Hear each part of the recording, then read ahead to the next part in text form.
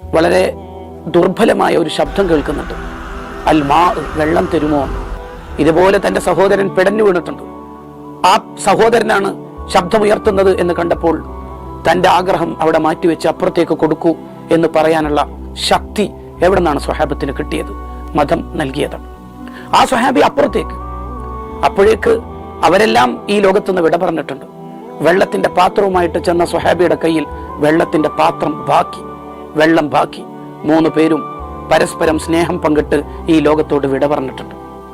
ഇങ്ങനെ ശബ്ദമാവാൻ നമുക്ക് കഴിയണം. അപരന് വേണ്ടി, പാവപ്പെട്ടവർക്ക് വേണ്ടി, ദുർബലത അനുഭവിക്കുന്നവർക്ക് വേണ്ടി.